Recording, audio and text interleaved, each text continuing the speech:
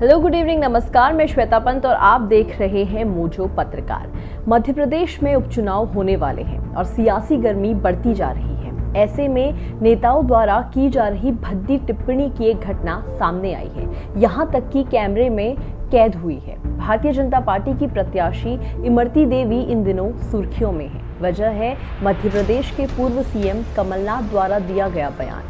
दरअसल कमलनाथ मध्य प्रदेश के डाबरा में कांग्रेस प्रत्याशी सुरेश राजे के समर्थन में प्रचार करने पहुंचे थे। इस दौरान उन्होंने मंच से कहा कि सुरेंद्र राजे हमारे उम्मीदवार हैं, सरल स्वभाव के सीधे साधे व्यक्ति हैं, ये उसके जैसे नहीं है। क्या है उसका नाम?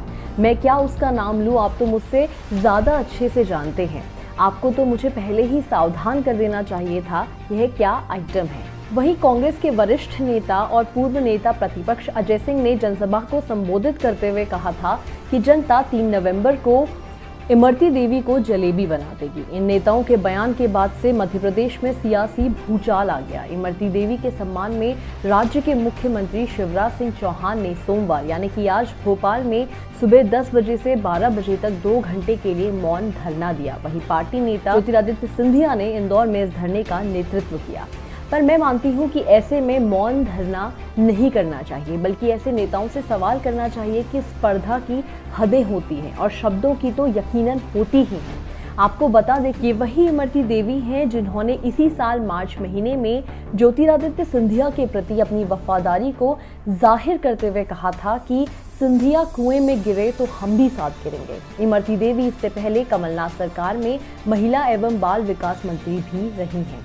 आपको ये भी बता दें कि कमलनाथ के इस बयान पर इमरती देवी ने भी पलटवार किया है। इमरती देवी ने कहा, ऐसे लोगों यानी कि सीएम कमलनाथ को मध्य प्रदेश में रहने का कोई अधिकार नहीं है। पता नहीं कहां से आए हैं, बंगाल से आए हैं। आज हमारे मध्य प्रदेश में महिला शक्ति को सशक्त माना जाता है, घर में लक्ष्मी माना जाता है। आज उन्होंने मध्य प्रदेश की सारी लक्ष्मियों यानी कि महिलाओं को गाली दी है। उन्होंने कहा वो मध्य प्रदेश के नहीं है, वो नहीं जानते कि मध्य प्रदेश में महिलाओं की कितनी इज्जत की जाती है। वे बंगाल के हैं और वो मुझे आइटम का मतलब समझाते। इतना ही नहीं, इमरती देवी ने ये भी कहा कि उनकी माँ बहन होंगी बंगाल की आइटम। इसी के साथ उन्होंने आगे कहा, मैं कांग्रेस अध्यक्ष सोनिया गांधी से उन्हें पार्टी से निकालने की मांग करती हूँ। वह एक महिला है और एक माँ भी है। क्या वह बर्दाश्त करेंगी अगर कोई उनकी बेटी के बारे में ऐसा कुछ कहेगा? अब आप लोग ये भी जान लीजिए कि मध्य प्रदेश के सीएम शिवराज सिंह चौहान ने क्या कहा और कमलनाथ ने कैसे अपने बयान की सफाई दी। शिवराज सिंह चौहान ने कहा, यह केवल इमरती देवी की ही नहीं बल्कि मध्य प्रदेश की बेटियों बहनों का भी अपमान है। कमलनाथ एक बेटी के लिए आपत्तिजनक शब्दों का इस्तेमाल कर रहे हैं जिसने इतने लंबे समय तक कांग्रेस की सेवा की। यह वही देश है जहां द्रौपदी का अनादर करने पर महाभारत हुआ था।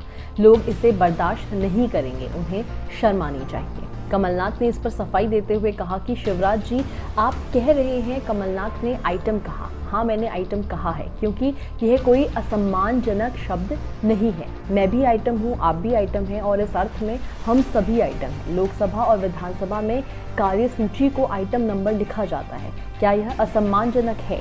सामने आइए और मुकाबला कीजिए। सहानुभूति और दया बटोरने की कोशिश वही लोग करते हैं जिन्होंने जनता को धोखा दिया।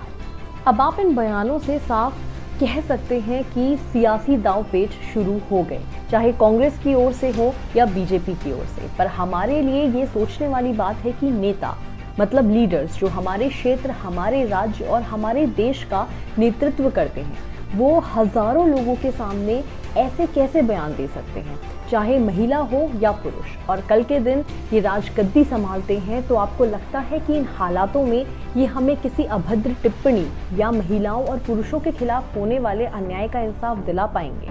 और हमारे देश में हर किसी चीज को राजनीतिक चेहरा देने का जो ये एक ट्रेंड शुरू हुआ है, इससे सही और गलत का परिणाम ही नहीं निकलता, बस एक मुद्दा बन जाता है और कई दिनों तक बहस चलती रहती है। और ये पुरुष नेताओं द्वारा महिला नेता पर भद्दी टिप्पणी की कोई पहली घटना नहीं है। तो जिस बदलाव का पूरा देश शायद इंतजार कर रहा है, वो बदलाव देश के कर्ता धर्ताओं से ही शुरू होना चाहिए। आज के लिए बस इतना ही। देखते रहिए मोजो पत्रकार। हमारे ऑफिशियल फेसबुक पेज को लाइक और फॉलो करना ना भूलें। साथ ही यूट्यूब पर भी हमारे चैनल को सब्सक्राइब जरूर करें। धन्यवाद।